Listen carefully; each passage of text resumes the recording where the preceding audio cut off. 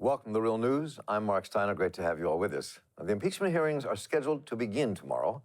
What could be the Republican defense? I think it was well articulated by Louisiana Senator John Kennedy on Face the Nation this past Sunday. The quid pro quo, in my judgment, is a red herring. Here are the two possible scenarios. Number one, the president asked for an investigation of a political rival.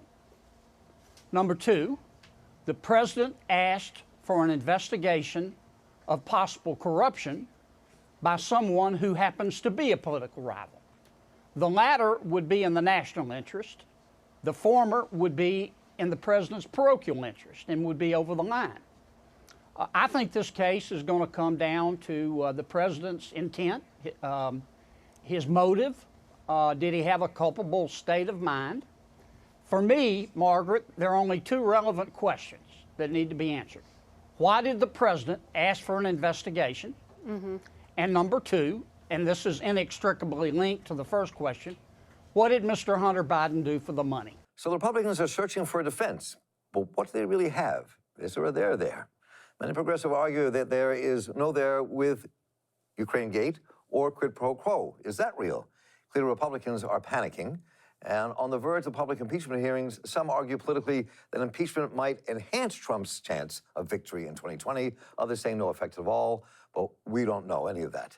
Others support this is the only way to oust him and consider him the most corrupt president in U.S. history. Some would say there are three things in one article on Slate: sex, power, and money that are the downfall of the powerful. Is that the case here? Trump may have all three, but what's going on here, and what is the there that the impeachments will base their work on? We'll examine how all this corruption may play out, what it might mean, and what lies ahead of this impeachment hearings, and is there really any precedent for any of this at all? What do we learn from the past? We're joined once again by Bill Black, who is Associate Professor of Economics and Law at the University of Missouri, Kansas City. He was a white-collar criminologist, former financial regulator, author of The Best Way to Rob a Bank is to Own One. And Bill, welcome back. Good to have you with us. Thank you. So what's your first reaction to Senator Kennedy? That's what I thought it would be. Why did I know that was going to be your answer? You see, all you have to say is that I'm using the power of the United States government to attack my political opponent because I really think that my political opponent is a bad person. And then it's okay. It's completely kosher. No. That's not right, even as a technical matter of law. In fact, this is precisely the kind of thing that the founding fathers cited in the Federalist Papers and such as their great fear: the use of the power of the office for personal gain, particularly in circumstances where one might be making foreign powers happy.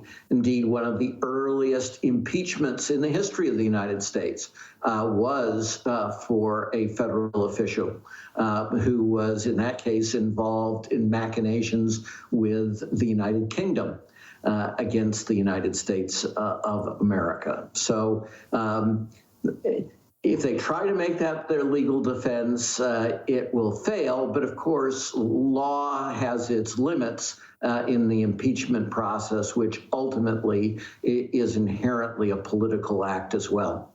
So what do you say to those, even some progressive voices, and we'll be talking to a few later this week, who would say that there is no real quid pro quo there, that this is, Ukraine Gate is just kind of nothing, it'll be like Russia Gate, it's all a waste of time, and it's not getting to the heart of the issue. How do you respond to that when you look at what's going on around? Well, Trump's corruption is, I think, in many ways, the heart of the issue. He is the most corrupt president in the history of the United States, and it's not even close. Harding and Grant have been relegated to footnotes in history of U.S. corruption. And on top of that, he is the most pro-corruption president of any president of the United States. What does that mean? So, for example, he came into office with the express goal of weakening, in as much as possible, the Foreign Corrupt Practices Act. And the Foreign Corrupt Practices Act is a statute against the bribery of foreign public officials by United States persons, right? Typically business types. Now, this is one of the best things that we ever adopted, the Foreign Corrupt Practices Act. The Europeans mocked us when we did it originally over 20 years ago, saying, you know, corruption is the way of the world and you're just not going to be able to compete with us, you fools. Places like Germany, you could not only bribe foreign officials, you could openly declare it as a tax expense on your income tax returns for the corporation. But that changed in the office, OECD, Organization of Economic Cooperation and Development, essentially the top 30-ish economies, now mandates that you have some version of the Foreign Corrupt Practices Act. So Trump, as a business person, hated the act and came into this office determined to weaken it wherever possible, and the administration is weakening it. Bill, let me ask a quick question here. It's just to describe something for our viewers for a moment. When you say he weakened it, and came in specifically, but one of the things he wanted was to do that, how has he weakened it? What do you mean? Detail that just a little bit for us. So it's in multiple ways, but the largest single way is that they've redirected enforcement towards minor cases and towards minor penalties. So that pretty much does it in terms of the Foreign Corrupt Practices Act. They've made it very process-oriented as opposed to actually putting the people that bribe public officials, the powerful ones, in prison, as we used to do. But on top of that, Attorney General Barr is noted for one thing in particular, historically. He is a leading opponent of the False Claims Act. And the False Claims Act allows Americans to bring actions on behalf of the U.S. government when people, through corrupt means, are defrauding the United States of America. So this is whistleblowers. And as you can see, the administration despises whistleblowers because they are the scourge of powerful corruption. And so Barr excoriated whistleblowers as lowlives that needed to be crushed. And that we should get rid of the entire statute, which, by the way, was adopted in the Civil War under President Lincoln as a means of preventing corrupt corporations from bribing public officials to make a fortune. In the case of Ukraine, you have direct corruption as the goal of the administration. So you have the Treasury Secretary openly putting cronies who are major political donors to him on the board of Ukrainian oil corporations, which I thought was the criticism of Biden's son. Right? And then you have Giuliani with these quote unquote associates who are also under indictment for personal corruption in all of this, in which Giuliani and others are refusing to testify as to what in God's name they were using their power to try to accomplish. But these folks are indeed very well known. And again, the Department of Justice, the U.S. Attorney's Office for the Southern District of New York, in the indictment, has said that they are working in league with organized criminals, leading organized criminals at that, from Russia. And you're talking about Parnas and Igor Furman, who are working with Rudy Giuliani, the two Ukrainians who were involved with the mob and money, and they went there to say, go after Biden. You know, they went there on the anti-corruption mission, right? Right. Right. So this is hilarious. So whatever Trump does or accuses anyone of doing, just like Charles Keating back in the day used to accuse us as regulators of doing the type of things that he did. So he was convinced that the only reason we could be standing up to his crimes was because we must be short selling his stock. Because, of course, that's what he would have done as a regulator.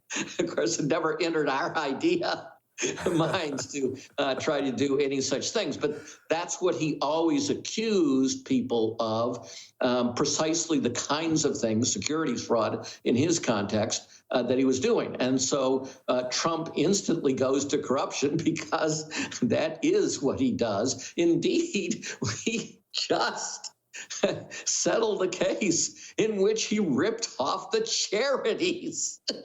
Right, exactly. Right. So this is a profoundly corrupt person whose instinct is always to corrupt the system. So a couple of questions. Just taking a step backwards to the impeachment of President Richard Nixon, and a couple of things here. Two questions about this. A is that when that was going on, and there was a much more of a bipartisan push to get this impeachment going against Nixon, but the Republicans and others were allowed to, there were open hearings and allowed to question whatever was being brought up by those who were on the committee. And the Republicans today are arguing they are not given the same rights to do that now. Let's talk about that for a second, because this is going to be I think, a powerfully persuasive argument among the public, especially among those who are saying, I like Trump, I want to vote for Donald Trump, or those who may be teetering, right? So it becomes a major issue. And so what is your take on that, since you've been doing this? Okay, so let's divide it up. Yeah. First, there was the Republican freak out about the fact that they were taking depositions in front of the committee members, but not in front of the cameras. Right. Right? Right. That was under rules adopted by the Republicans. Those are literally the rules adopted by the Republican leaders of the House of Representatives. So to say that this was an outrage is hilarious. In fact, of course, everybody uses the analogy. Indeed, you can go on the official website of the House, and this isn't changed under Democrats, and you'll see that they explain that the House functions like a grand jury in the impeachment process. And as people know, the grand jury is a process in which you don't tell the public what questions are asking, so they can't coordinate, the criminal suspects can't coordinate their testimony. In any event, the rules that the Democrats have now adopted for the open phase of the investigation give far more rights than any rules in the past that either the Republicans or Democrats have used on impeachment. So that whole thing is going to be mooted out. Now, what you are going to have is something we have never seen before in the impeachment process, people trying to turn it into guerrilla theater. This was that, wonderful fake takeover of the room. Right.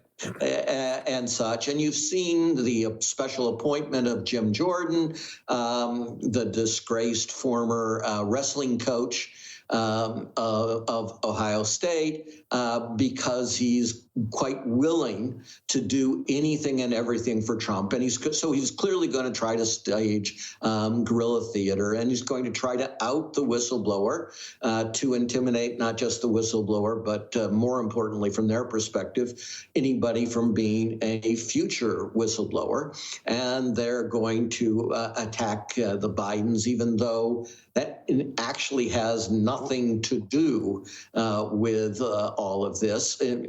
It's simply a pretext for the use and abuse of the power. Again, you don't need a quid pro quo. It looks like the Democrats are finally waking up and not using that as a trap, using both the Latin, which the public doesn't understand, and the fact that you don't need a this for that. under this provision. It has long been known that this is an abuse, whether you get something in return. Simply the attempt to use governmental power for personal gains against political opponents is more than sufficient to establish the grounds for impeachment and indeed for conviction in the Senate. So before we run out of time, so we're close to our time limit here, you raised the issue of Jordan or maybe others outing the whistleblower. Now, supposing that happened, what would that mean? And in terms of both the whistleblower and in terms of just exposing this, and you alluded to that in your comments. So talk just for a moment, very quickly, about what that would mean if that actually happened, because it could very well happen. And I can see them finding out who it is and letting it out. Yes, they claim to have already found out, and they've put it on Twitter and things like that. So I'm a serial whistleblower and co-founder of Bank Whistleblowers United. What we have found is a unique asset of the United States compared to other nations is we have many more people willing to speak truth to power in circumstances even when it really is very threatening if your identity comes out. My two co-founders of Bank Whistleblowers United are these super bankers who did everything right. Their warnings proved to be absolutely correct. They didn't try to be whistleblowers. They tried to warn people internally to do the right thing and such. And now, 11 years later, they remain unemployed and unemployable in every aspect of the financial industry in the United States, which is their home. So this effort is to punish this whistleblower, not even so much for their hate of this whistleblower, though obviously they do, but to deter future whistleblowers that will out future crimes or existing crimes we don't know about yet of this administration. That's what they're desperate to do. That's the whole goal. And then, of course, they will smear that person to demonstrate how miserable they can make their life, again, as a way of deterring future folks. So that's what's at issue. And anybody who is interested in speaking truth to power ought to be powerfully against this kind of abuse of the system. And again, we have never had in any of these impeachment outcomes this willingness on the part of one party not only to defend conduct that they know is in fact actually criminal, but to also destroy the people with integrity who did try to speak truth to power, and that is shameful. Yeah, there's a vast difference here. Maybe next time we'll get into a bit more between what's happening here and what happened with Richard Nixon, which was his bumbling, idiotic move to go after a person he was going to defeat anyway and breaking into his offices. But this is actually, if true, conspiring with another government to go after another political figure in this country. Yes, and to extort that foreign government in this context. And extort. So, Bill, it's always a pleasure to talk to you. I look forward to talking right to more about this with you as this unfolds and hearing your thoughts and ideas and analysis. Bill Black, always good to talk to you. Thank you so much for being with us once again. And I'm Mark Steiner here with the Real News Network. The hearings begin tomorrow. We'll be covering what goes on there. George Kent, Miri Jovanovic, and William Taylor will be testifying tomorrow, as we'll have folks coming on this week to debate more of that and on several different sides of looking at what's going on with these impeachment hearings. So stay tuned for all of that, and thank you all for joining us. I'm Mark Steiner here for the Real News Network. Take care.